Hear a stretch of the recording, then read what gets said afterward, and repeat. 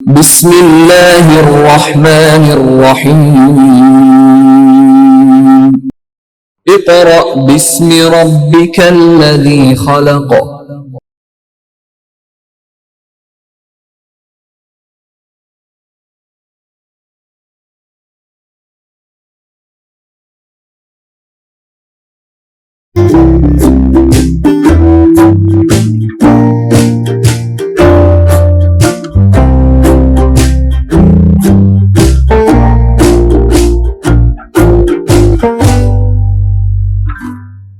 Bismillahirrahmanirrahim.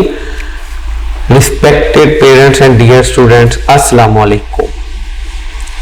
I am your teacher of mathematics. आज class 8th।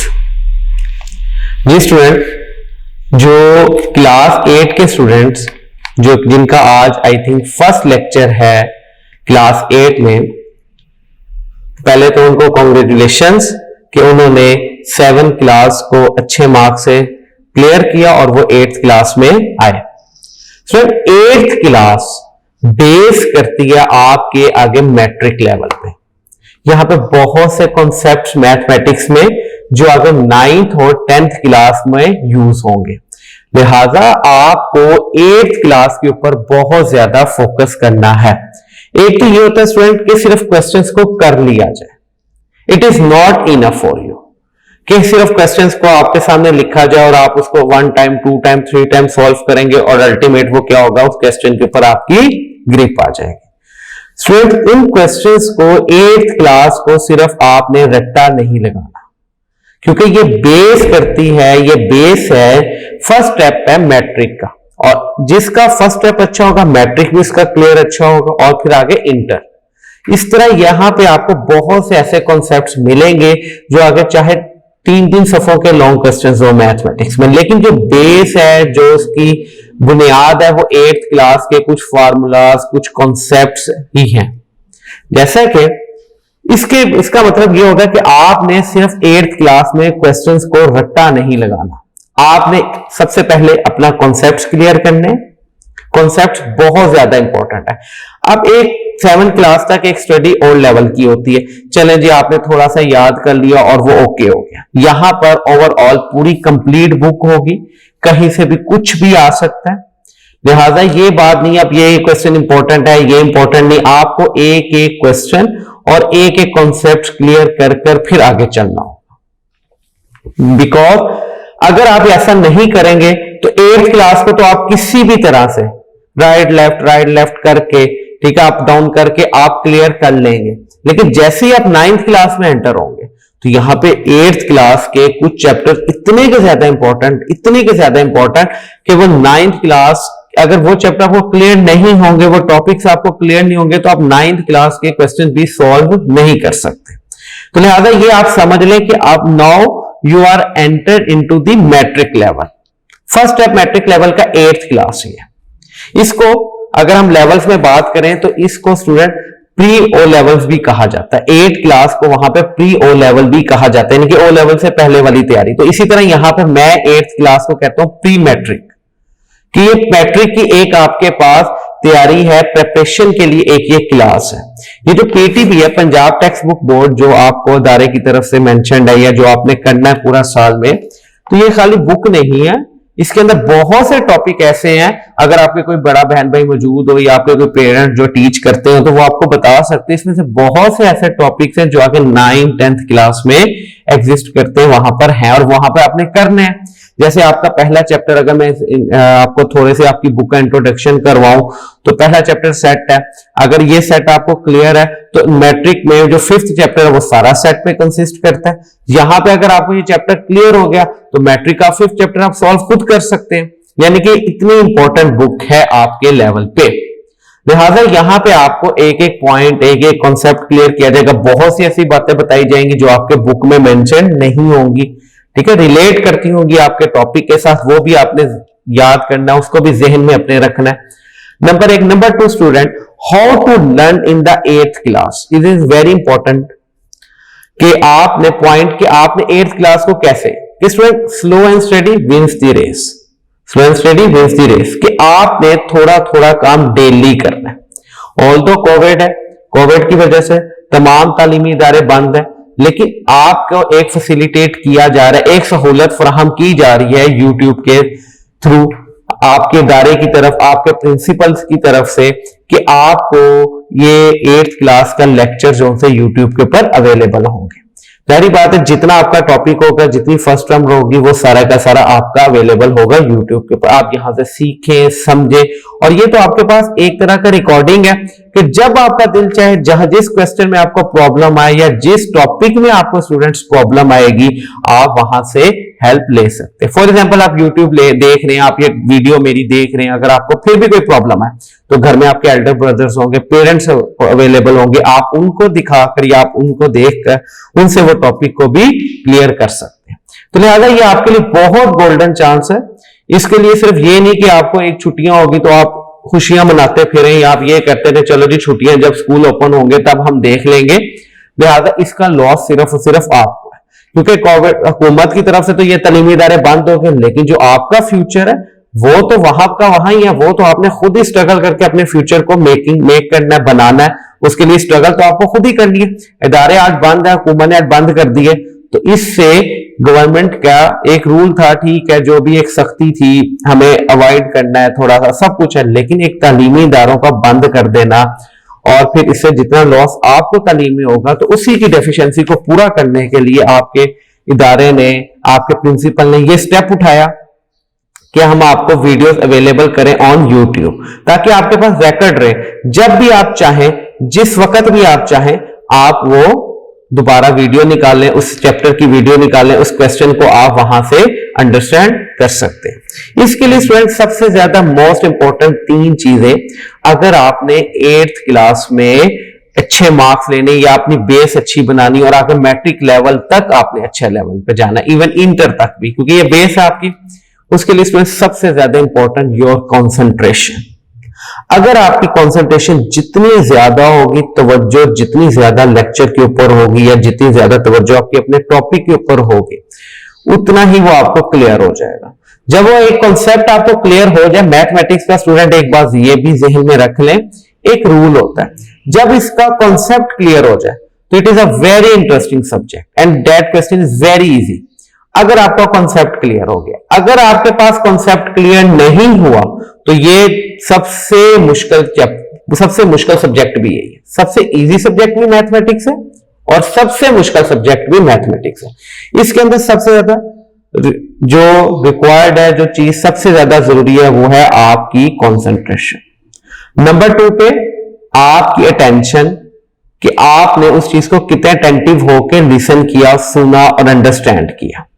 ठीक है। नंबर 3 आपका डेली बेस के ऊपर अपना काम, आपको जो काम डेली यूट्यूब पे करवाया जाएगा, जो टॉपिक्स आपको करवाए जाएंगे, आप उसको डेली प्रैक्टिस भी कीजिएगा घर में। ये नहीं कि यहां पे बस आपने वीडियो सुन ली अपने पेरेंट्स के डर की वजह से या बड़े बहन भाइयों की वजह से आपने वीडियो सुन ली और उसके बाद वीडियो बंद और आपकी बुक भी बंद। It is wrong way. आपने क्या करना है, आपने वीडियो को देखना है, work day for 1, work day for 2, जब जहां पे वर्क डे फॉर 1 एंड होगा आप वहां पे वीडियो एंड कर दें।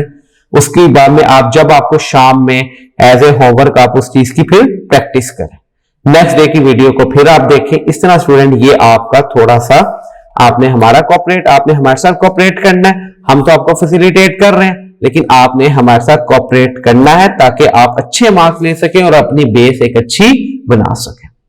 ये था स्टूडेंट एक लेक्चर जो 8th क्लास के स्टूडेंट्स को अक्सर दिया जाता है या मैं देता हूं, डिलीवर करता हूं, ताकि उनके माइंड में एक गेम हो जाए कि ये वो 8th क्लास नहीं पढ़ रहे, ये जो क्लास है ये प्री मैट्रिक है।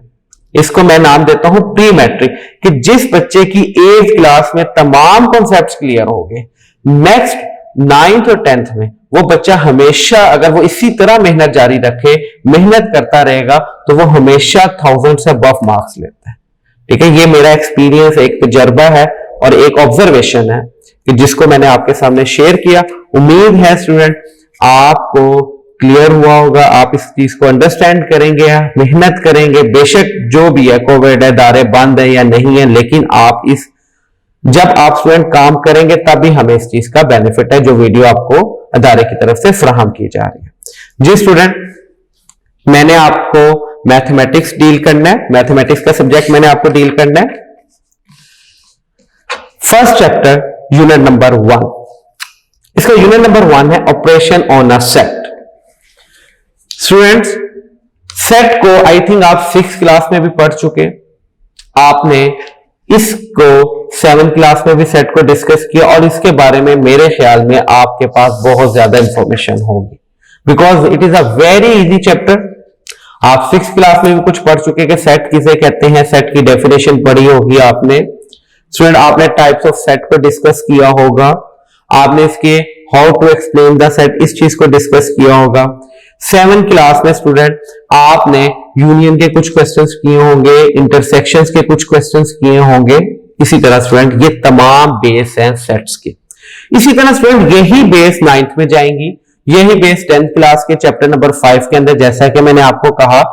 और इसी तरह फर्स्ट ईयर में इवन जो सेट का चैप्टर है वो आपका फर्स्ट ईयर का भी चैप्टर है, मैथमेटिक्स का 2nd चैप्टर। यही सारी चीजें, यूनियन है, इंटरसेक्शन है, बट वहां पर क्या होगा, थोड़ा सा आउट ऑफ द वे जाकर क्वेश्चन पूछ देगा, बेस यही करेगा चैप्टर। अगर आपको 8th क्लास का चैप्टर नंबर 1 यूनिट नंबर 1 जो आपको क्लियर होगा, इसके तमाम टॉपिक्स, तमाम पॉइंट्स इसके क्लियर होंगे, तो आगे मैट्रिक में अगर जो सेट का यूनिट है या इंटर में है, तो फिर आप देखिएगा कि बहुत सी चीजें वही होंगी जो यहां पे आपने अपनी बेस बनाई, वहां से आगे आप आगे प्रोसीड करेंगे। जाहिर बात है वो हायर क्लासेस है, वहां पे 1-2 पॉइंट एक्स्ट्रा होंगे, लेकिन बेस यही चीजें होंगी, बेस यही होंगे, यही कॉन्सेप्ट होंगे जो आज आपको यहां पे यूनिट में दिए जाएंगे। जी स्टूडेंट, अब हम इसको अपना प्रॉपर स्टार्ट करते हैं। जी student, open your books, unit number 1, PTB Punjab textbook board and page number 2। यहां से स्टूडेंट हम स्टार्ट करते हैं अपना टॉपिक आज का। सबसे पहले जो आपके स्टूडेंट डेफिनेशन लिखी गई है पेज नंबर 2 के ऊपर, वो है सेट की डेफिनेशन। तो सबसे पहले तो आपको ये क्लियर पता हो कि मैथमेटिक्स में सेट कहते किसे। सो सेट कहा जाता है, A set is a well-defined collection of distinct objects और symbols। यानी कि ये क्या है, एक कलेक्शन है। डिस्टिंक्ट का मतलब होता है स्टूडेंट नुमाया, प्रोमिनेंट या नुमाया। डिस्टिंक्ट का मतलब कि आपने ऐसी चीजों को कलेक्ट करना है, ऐसी चीजों की कलेक्शन है कि जो प्रोमिनेंट हो, जो नुमाया हो, ठीक है, उसको। और किनकी ऑब्जेक्ट्स और सिंबल या डिफरेंट सिंबल्स को, उनको क्या नाम दिया जाता है, सेट। इसका मतलब ये हो गया सेट क्या है, इट इज अ कलेक्शन, ये मजमुआ है किसका, प्रोमिनेंट चीजों का या फिर प्रोमिनेंट सिंबल्स का। सिंबल से मुराद A B C D E F G H, ये डिफरेंट सिंबल्स है। या फिर आप ऐसे कह सकते हैं कलेक्शन ऑफ क्या कह सकते हैं, हॉकी टीम्स प्लेयर के, हॉकी की टीम के जो प्लेयर्स है उनका कलेक्शन। एक ऐसी चीजें जो प्रोमिनेंट है, जिनको आप देख सकते हो, एक्सप्लेन कर सकते हो, फील कर सकते हो, उन चीजों का जो कलेक्शन है, जो मजमुआ है, उसको स्टूडेंट क्या नाम दिया जाता है, सेट। उसके बाद सेट की डिफरेंट मैंने स्टूडेंट एग्जांपल लिखी, फॉर एग्जांपल, और एक बात ध्यान में रखिएगा, जो सेट के अंदर वैल्यूज लिखी जाती हैं उनको कहा जाता है एलिमेंट ऑफ द सेट। जो सेट के अंदर ऑब्जेक्ट्स लिखे जाते हैं या सिंबल्स लिखे जाते हैं स्टूडेंट, उनको कहा जाता है एलिमेंट्स ऑफ द सेट। यानी और हमेशा सेट को रिप्रेजेंट किया जाता है कैपिटल लेटर से। सेट को रिप्रेजेंटेशन हमेशा कैपिटल लेटर से होती है, A B C, यानी कि आप सेट को रिप्रेजेंट जब भी करेंगे स्मॉल लेटर से नहीं, हमेशा कैपिटल लेटर से करेंगे।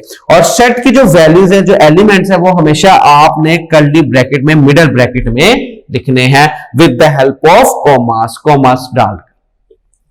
ठीक है स्टूडेंट, इसका मतलब ये हो गया, मैंने आपको क्या बताया, सेट क्या हुआ, set is a well defined collection of distinct objects और सिंबल, के ऐसी नुमाया चीजों और सिंबल का मजमुआ क्या कहलाता है, सेट कहलाता है। उसके बाद मैंने आपको बताया सेट को रिप्रेजेंट किया जाता है capital alphabets A B C और D से, स्मॉल अल्फाबेट से नहीं, कैपिटल अल्फाबेट से सेट को रिप्रेजेंट किया जाता है। फिर उसके बाद सेट को लिखने का तरीका यह है कि जो सेट के एलिमेंट्स है, सेट के अंदर जो ऑब्जेक्ट्स या सिंबल लिखा जाता है उसको student elements of the set कहते हैं, या members of the set, element of the set या फिर मेंबर ऑफ दी सेट भी कहा जाता है उनको स्टूडेंट्स आपने कर्ली ब्रैकेट्स के अंदर लिखना है with the help of commas. अब ये डिफरेंट टाइप्स ऑफ मैंने एग्जांपल्स लिखी सेट की। For example set of student in 8th class, 8th class के जो स्टूडेंट्स हैं उनका एक सेट, 8th क्लास में जितने भी स्टूडेंट्स हैं 10 है, 20 है, 50 है, 100 है, जितने भी स्टूडेंट्स हैं 8th क्लास में उनका सेट। फिर बी एक सेट है, वो है अल्फाबेट्स, सेट ऑफ अल्फाबेट्स यानी कि A B C up to G तक। इसी तरह एक सेट है सी 1 2 3 4 5 6 7 8 9 10, और एक सेट आपके पास डी को मैंने एग्जांपल भी लिखी, set of stars in the sky, sky पर आसमान पर सितारों का जो सेट है एक वो सेट मैंने बनाया। अब यहां पे ध्यान में रखिएगा student, set are two types, set की 2 टाइप्स होती है बेसिकली, एक फिनाइट सेट और एक इनफिनाइट सेट। फिनाइट सेट ऐसे सेट जिनको आप काउंट कर सको, जिनको आप काउंट कर सको, that is a finite set. For example set of student in 8th class, अब 8th क्लास में स्टूडेंट जितने भी 8th क्लास के जितने भी स्टूडेंट्स आप उनको काउंट कर सकते हैं, आपके स्कूल में 8th क्लास में जितने भी स्टूडेंट हो आप उनको काउंट कर सकते हैं, तो ये क्या हो गया फिनाइट सेट। अल्फाबेट्स का जो सेट है A B C up to G, आप इनको भी काउंट कर सकते हैं कि अल्फाबेट्स कितने हैं, आप इनको भी काउंट कर सकते हैं। फर्स्ट एंड नेचुरल नंबर्स, ये भी कॉमन सेंस है कि आप इनको भी काउंट कर सकते हो, तो ये भी फिनाइट सेट है। These are types of finite set. But set of stars in the sky, आसमान पर सितारों को आप काउंट नहीं कर सकते, तो लिहाजा ये क्या हो गया इनफिनाइट सेट। मैं ऐसे लिख दूं, number of trees, the set of trees in the Pakistan, Pakistan में जो दरख्तों का सेट आप उनको भी काउंट नहीं कर सकते, वो भी क्या हो गया आपके पास इनफिनाइट सेट हो गए। एक है फिनाइट और एक इनफिनाइट, यानी कि जिनको आप काउंट कर सको वो फिनाइट सेट, और जिनको आप काउंट ना कर सको that is a infinite set. उसके बाद student method to explain the sets, कि how to explain the sets.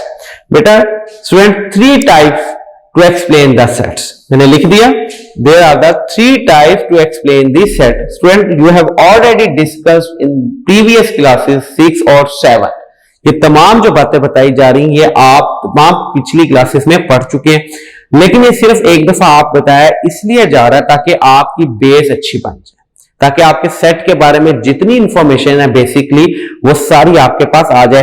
ये तमाम आपके बुक का पोर्शन नहीं है, लेकिन आपको बताई इसलिए जा रही है ताकि आपके पास कॉन्सेप्ट्स क्लियर हो जाए कि सेट के बारे में जितनी इंपॉर्टेंट बेसिक इंफॉर्मेशन है वो सारी आपके पास आ जाए।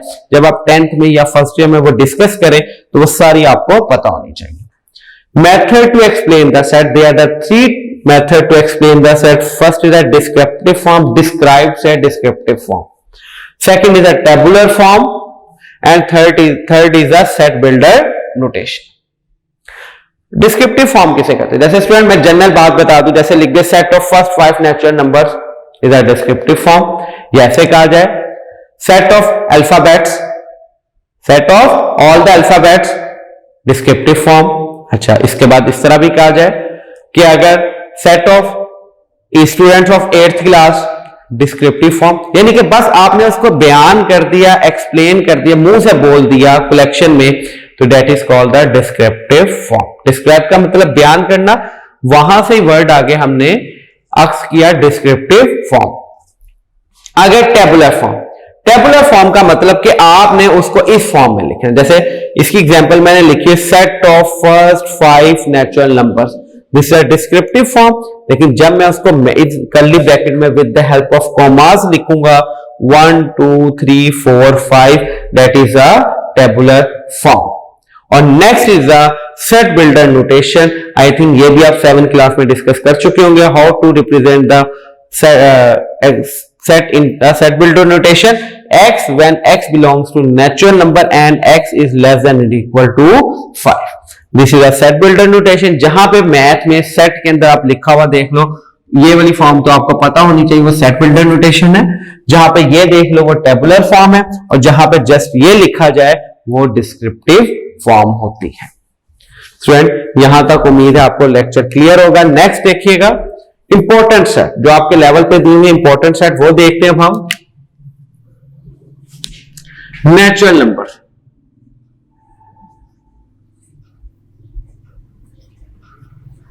नेचुरल नंबर्स, नेचुरल नंबर का सेट स्टूडेंट कौन सा होता है?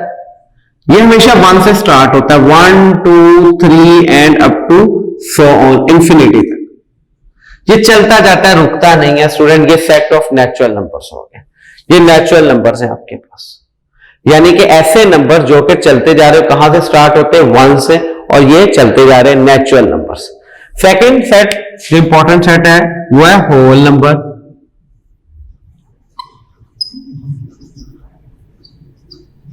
Whole numbers, whole number start होता है स्टूडेंट 0 से, 0 1 2 3 और ये इसी तरह ये चलते जा रहे हैं। अब स्टूडेंट यहां पे देखिए, ये जो फॉर्म है मैंने जब लिखा whole number, this is a descriptive form, और जो ये वाली फॉर्म है this is a tabular form. This is a descriptive form, this is a tabular form. ठीक है जी। नेक्स्ट देखिएगा, नेक्स्ट जो टाइप देखी है वो है सेट ऑफ इंटीजर्स। अच्छा, नेचुरल नंबर को स्टूडेंट रिप्रेजेंट करते हैं n के साथ, होल नंबर को रिप्रेजेंट किया जाता है स्टूडेंट w के साथ।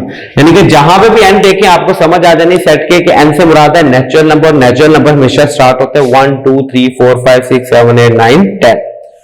फिर w represent for whole number. Whole number start होते हैं 0 1 2 3 4 5 6 7 8 and up to so on infinity तक। ये चलते जाते रुकते नहीं है। उसके बाद आ जाएगा इंटीजर्स। इंटीजर्स को रिप्रेजेंट किया जाता है स्टूडेंट g से।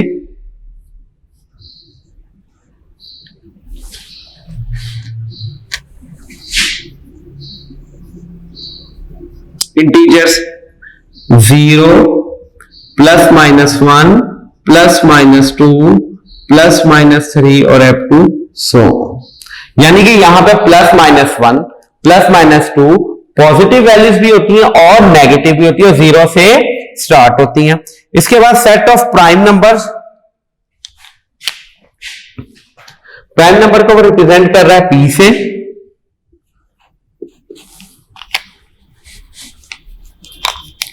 Prime numbers. अब स्टूडेंट मैं प्राइम नंबर्स कौन से नंबर्स होते हैं? ऐसे नंबर्स जो सिर्फ और सिर्फ अपने टेबल पर डिवाइड होते हो। ऐसे नंबर जो सिर्फ और सिर्फ अपने टेबल पर जाते हो उनको क्या कहते हैं? उनकी डिवीजन सिर्फ अपने टेबल पर होती है, उनको prime number. Like 2 3 5 7 2 3 5 7 11 13 and so on. ये जो नंबर्स हैं जो सिर्फ और सिर्फ अपने टेबल पे डिवाइड होते और किसी टेबल पे डिवाइड नहीं होते, उनको प्राइम नंबर्स कहा जाता है। इसके बाद स्टूडेंट इसको रिप्रेजेंट किया जाता है p के साथ। उसके बाद स्टूडेंट है ओड नंबर्स। ओड नंबर्स को रिप्रेजेंट किया जाता है o से। Odd numbers which are not divisible by 2, जो 2 के टेबल पे डिवाइड नहीं होते स्टूडेंट, उनको ओड नंबर्स कहा जाता है। 1 3 5 7 9 11 30। ऐसे नंबर जो 2 के नंबर पे डिवाइड ना हो उनको ओड नंबर कहा जाता है। फिर आ जाता है student even numbers. Even number को स्टूडेंट e से रिप्रेजेंट किया जाता है।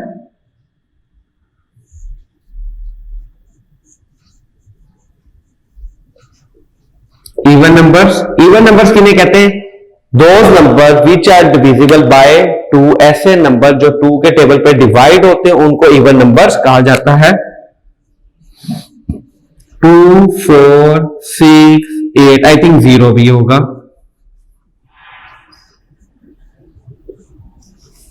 0 2 4 6 8 और अप टू सो।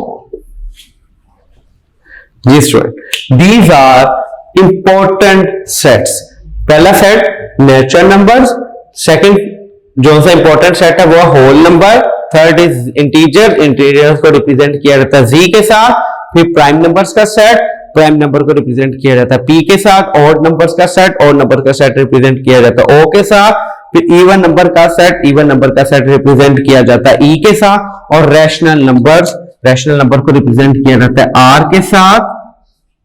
और ऐसे सेट, सॉरी रैशनल नंबर को रिप्रेजेंट किया जाता है क्यू के साथ, रैशनल नंबर्स।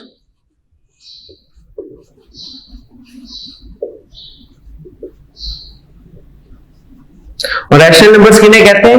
ऐसे नंबर जिनको हम p बाय क्यू फॉर्म में लिख सकते हैं। ऐसे नंबर जिनको हम p बाय क्यू फॉर्म में रिप्रेजेंट कर सके उनको क्या नाम दिया जाता है? Rational number. तो रैशनल नंबर्स की कंप्लीट डिस्कशन इंशाल्लाह ताला हम देखेंगे चैप्टर नंबर 2 के अंदर। वहां पे मैं आपको कंप्लीट कॉन्सेप्ट क्लियर करूंगा कि how can you distinguish the given number is rational और irrational, but in the chapter number 2 of 8th class. हाँ जी स्टूडेंट, ये थी ब्रीफ डिस्क्रिप्शन अबाउट सेट। मैं अगेन इसको एक दफा एक्सप्लेन कर दूं सेट की जो है तमाम उसके पॉइंट्स को। Set is a well defined collection of distinct objects और सिंबल्स। इसकी example A B C and D, मैंने इसकी एग्जांपल्स लिखी।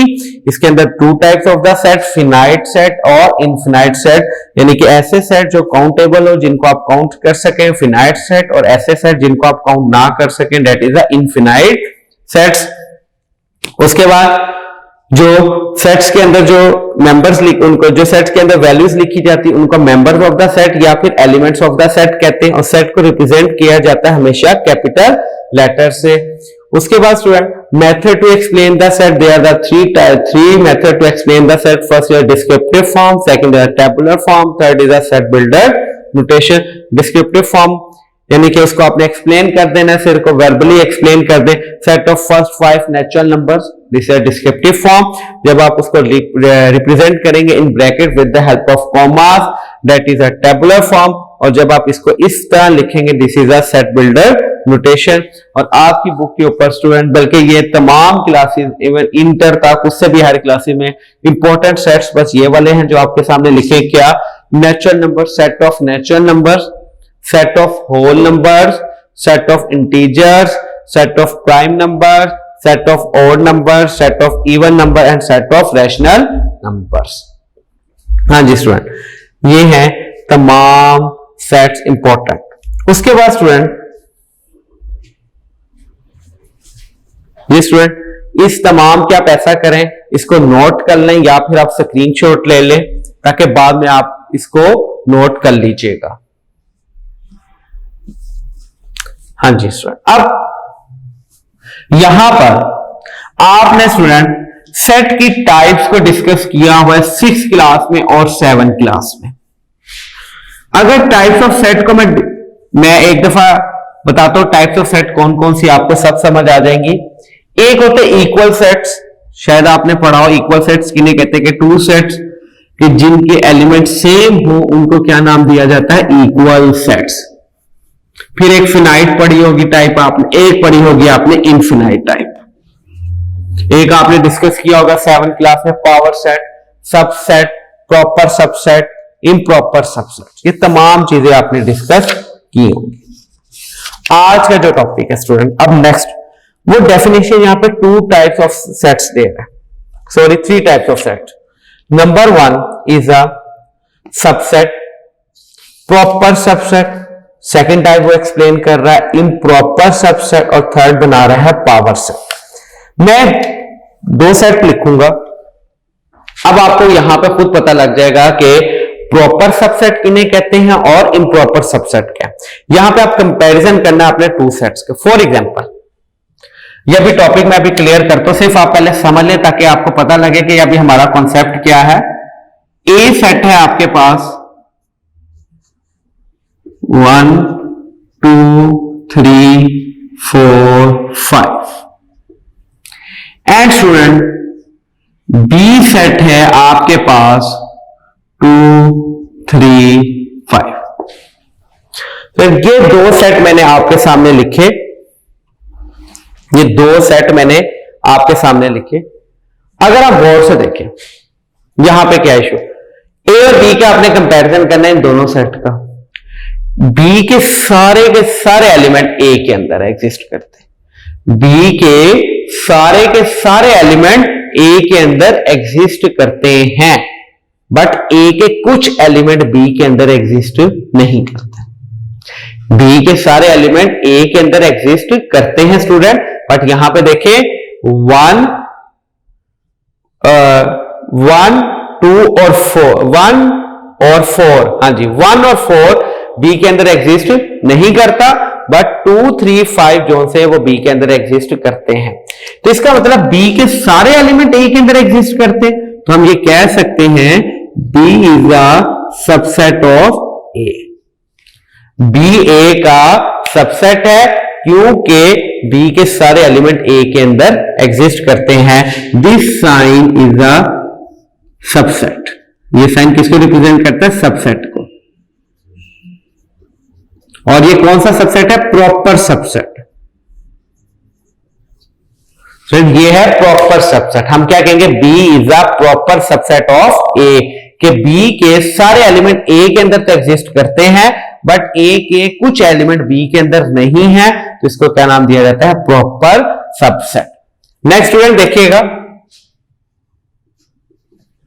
ए सेट 1 2 3 4 और आपके पास एक बी सेट है 1 2 3 4। हाँ जी स्टूडेंट, ए के सारे एलिमेंट भी बी के अंदर है और बी के भी सारे एलिमेंट ए के अंदर है, यानी कि अगर आप गौर से देखें ए के भी सारे एलिमेंट बी के अंदर है और बी के भी सारे एलिमेंट ए के अंदर। इसका मतलब है A is a subset of B and second option देखिएगा, B is a subset of ए।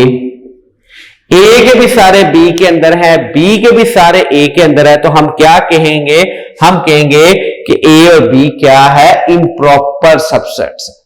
ये क्या है, इम्प्रॉपर सबसेट्स हैं। हाँ जी क्लियर होगी बात। हम क्या कहेंगे स्टूडेंट के B is an improper subset of A. फिर दोबारा मैं एक्सप्लेन कर दूं, सबसेट की यहां पे वो 2 टाइप्स एक्सप्लेन कर रहा है, क्या, एक प्रॉपर सबसेट और ये एक इम्प्रॉपर सबसेट।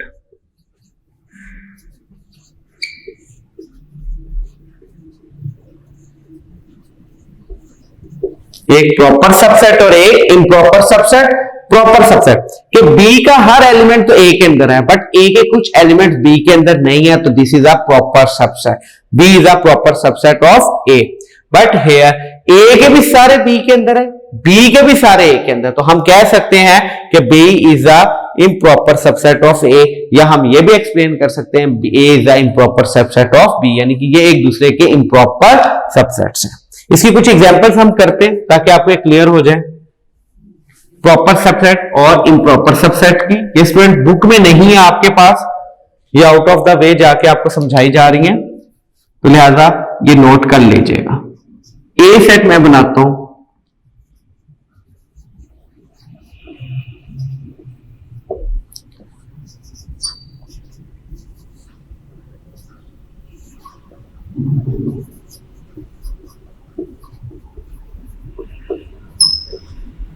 हाँ जी, ए के सारे एलिमेंट बी के अंदर एग्जिस्ट करते हैं, लेकिन बी के कुछ ए के अंदर एग्जिस्ट नहीं करते, तो इसका मतलब A is a subset of B.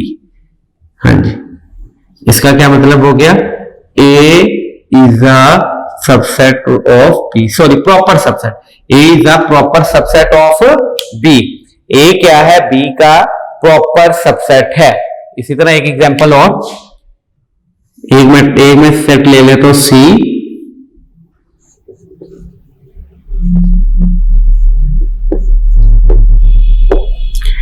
एक में ले ले तो डी,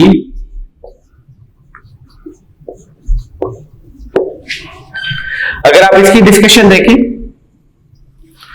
तो डी के सारे एलिमेंट सी के अंदर एग्जिस्ट करते हैं। डी के सारे एलिमेंट सी के अंदर एग्जिस्ट करते हैं, तो हम क्या लिख देंगे, हम इसको ऐसे लिख सकते हैं क्या, D is a proper subset of C। D क्या है? C का प्रॉपर सबसेट है। This is the types of proper subsets. ये हैं प्रॉपर सबसेट। नेक्स्ट टाइप मैं आपको दो बता दूं, दो एग्जांपल्स दे देता हूं इम्प्रॉपर सबसेट की।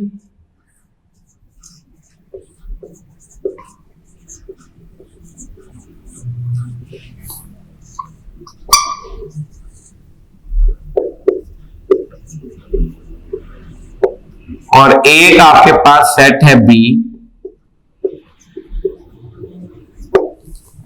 हाँ जी, this is the type of improper subset. इन एक इसके सामने के लिए आप ये बात भी कर सकते हैं, अगर दो सेट्स इक्वल हो तो वो एक दूसरे के इम्प्रॉपर सबसेट होते हैं। ये देखें, दोनों सेट इक्वल है कि नहीं? ये सेट क्या है? A B 1 2 3 4। ये सेट क्या है? 1 2 3 4। दोनों सेट इक्वल है।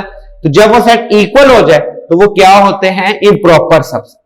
ये भी याद रखिएगा, जब वो दोनों सेट इक्वल हो जाए तो वो क्या होते हैं? Improper subset. स्टूडेंट, ये क्लियर होगी बात आपको। सबसेट की जो टू टाइप्स हैं, एक है प्रॉपर सबसेट और एक इम्प्रॉपर सबसेट। नेक्स्ट टॉपिक इधर, जो नेक्स्ट टॉपिक स्टूडेंट हमने डिस्कस करना है अब वो है आपने हाउ टू फाइंड सबसेट, कि आपने सबसेट कैसे फाइंड करने हैं एक सेट के। एक सेट के आपने सबसेट कैसे फाइंड करने हैं। फॉर एग्जाम्पल, इसकी एग्जाम्पल नंबर स्टूडेंट उसने 1 दी हुई है आपको पेज नंबर 2 के ऊपर 2 और 4। एक सेट है आपके पास 2 और 4। ये है एग्जाम्पल नंबर 1।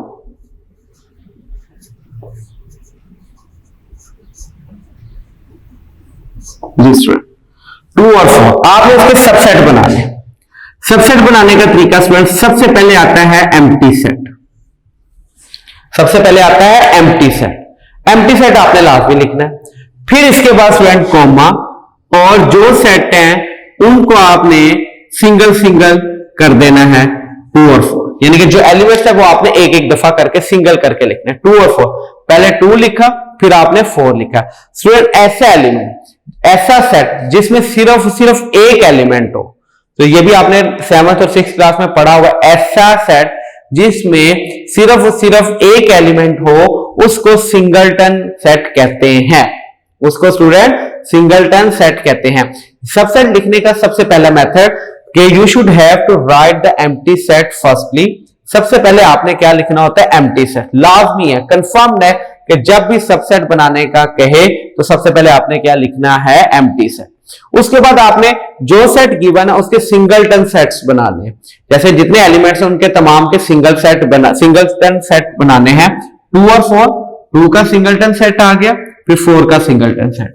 फिर उसके बाद स्टूडेंट इनको कंबाइन कर देना आपने, 2 और 4। ये इसके क्या बन गए? सबसेट बन गए। इसी तरह स्टूडेंट एक एग्जांपल नंबर 2,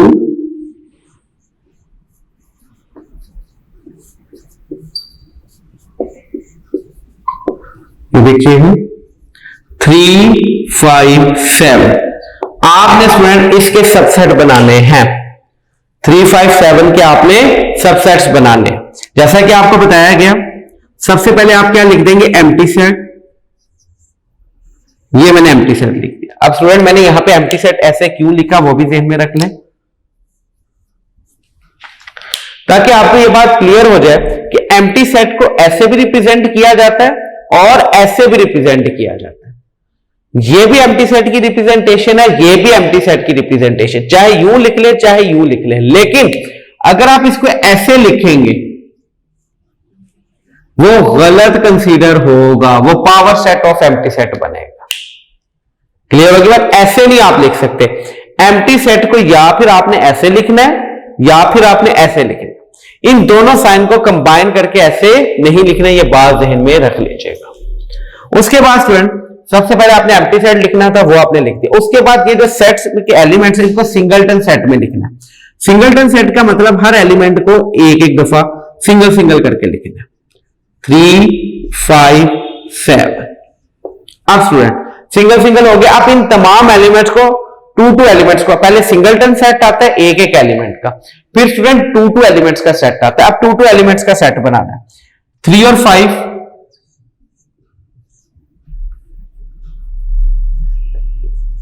और फिर 3 और 7, 3 5 फिर 3 7, फिर नेक्स्ट होगा 5 7।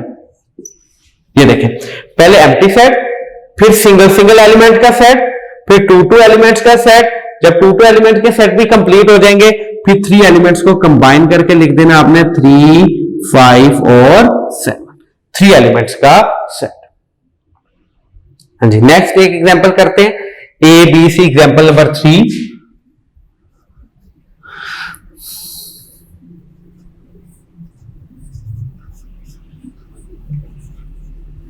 हाँ जी, ए बी सी। हाँ जी, इसके स्टूडेंट आपने इसके सबसेट्स बनाने, इसके आपने स्टूडेंट सबसेट बनाने। सबसे पहले आएगा एम्प्टी सेट, फिर इन तमाम एलिमेंट्स को सिंगल सिंगल करके लिखे in set form, A B और सी, सिंगल सिंगल पे लिख दिए। उसके बाद स्टूडेंट आपने 2 एलिमेंट्स को कंबाइन करना है, ए और बी को। फिर स्टूडेंट आएगा आपके पास ए और सी, इनके फर्स्ट एलिमेंट को पहले इसके साथ, फिर फर्स्ट एलिमेंट को इसके साथ, 2 एलिमेंट्स। फिर आगे आएगा बी और सी, पहले ए को बी के साथ, फिर ए को सी के साथ, यानी कि फर्स्ट एलिमेंट को पहले इन दोनों के साथ, फिर रोटेशन कंप्लीट होगी, फिर बी को सी के साथ, फिर उसके बाद 1 एलिमेंट भी कंप्लीट, 2 एलिमेंट का सेट भी कंप्लीट। उसके बाद तीनों को कंबाइन करके लिख दे ए बी और C. These are the subsets of A B and C. हाँ जी सर, ये क्लियर हो गया how to find the subset of a set. यहां पे स्टूडेंट 2 बातें अपने जहन में बैठाइएगा, ब्लॉक के अंदर लिखी हुई है पेज नंबर 3 के ऊपर। अब बुक ओपन करें, पेज नंबर 3 के ऊपर 2 बातें इन्हें लिखी हुई। Remember that every set is a subset of itself. क्या मतलब, हर सेट अपना क्या होता है, सबसेट होता है। इस लाइन का क्या मतलब है उसको हम समझते हैं। Every set is a subset of itself. ये देखिए, ये एक सेट है, ये अपना ही क्या है, सबसेट है। क्यों, सबसेट के अंदर भी तो 2 4 बन गया कि नहीं बन गया। इसका मतलब है हर सेट का एक सबसेट होता है, वो भी वही होता है जो कि वो सेट खुद है। यानी कि 2 4, यहां पे सबसेट क्या बन गया, 2 4। फिर दोबारा पढ़ते हैं इस लाइन को, every set is a subset of itself. Her set खुद ही अपना सबसेट होता है। ये देखिए, सबसेट के अंदर भी तो 2 4 आया, यहां पे एक सेट था 3 5 7। जब सबसेट बनाया तो उसके अंदर भी तो 3 5 7 आ गया कि नहीं आ गया। तो इसका मतलब every set is a subset of itself. Her set अपना ही सबसेट होता है, क्योंकि सबसेट के अंदर वो सेट को दोबारा लिखा जाता है, इसलिए स्टूडेंट हर सेट अपना ही सबसेट होता है। सेकंड पॉइंट है clear, very important. Empty set is a proper subset of every non empty set. आपको पता है कि जो एम्प्टी सेट है वो हर नॉन एम्प्टी सेट का प्रॉपर सबसेट होगा ही होगा, क्योंकि आप जब भी वो सेट लिख रहे हो, आप जब भी आप सबसेट, सॉरी, एक सेट का जब भी आप सबसेट लिखते हो, एम्प्टी सेट को लिखते ही लिखते हो, तो क्या लाइन बन गई कि every empty set is a proper subset of every non empty set. Non empty set का मतलब उसके अंदर कोई ना कोई वैल्यू होना चाहिए तो वो उसका प्रॉपर सबसेट होगा, अदरवाइज वो उसका प्रॉपर सबसेट नहीं होगा। जी स्टूडेंट, ये जो this is a task for day work for day 1 जो आज आपको पढ़ाया गया, एक दफा दोबारा मैं बता दूं, हमने यहाँ पे सेट को डिस्कस किया, सेट इंपॉर्टेंट सेट्स को डिस्कस किया, सेट की टाइप्स को डिस्कस किया, प्रॉपर सबसेट और इम्प्रॉपर सबसेट को डिस्कस किया, और प्रॉपर सबसेट की हमने कुछ एग्जांपल्स को सॉल्व किया। ये था स्टूडेंट आज का हमारा लेक्चर। उम्मीद है आपको आज का लेक्चर समझ आया होगा। अगर स्टूडेंट फिर भी कोई प्रॉब्लम हो तो आप इदारे से राब्ता कर सकते हैं, इसकी प्रैक्टिस कीजिएगा। अगर आपको कोई भी टॉपिक या पॉइंट में प्रॉब्लम आ रही है तो आप वीडियो को रिवाइंड करके देख सकते हैं। ये तो स्टूडेंट आपके पास एक प्रूफ है, यानी कि आपको जब कोई किसी भी क्वेश्चन में, किसी भी टॉपिक में कोई भी मसला है तो आप यहां से हेल्प ले सकते हैं। उम्मीद है स्टूडेंट आपको क्लियर होगा। ओके स्टूडेंट, अल्लाह हाफिज। इंशाअल्लाह ताला नेक्स्ट हम जल्द हाजिर होते हैं।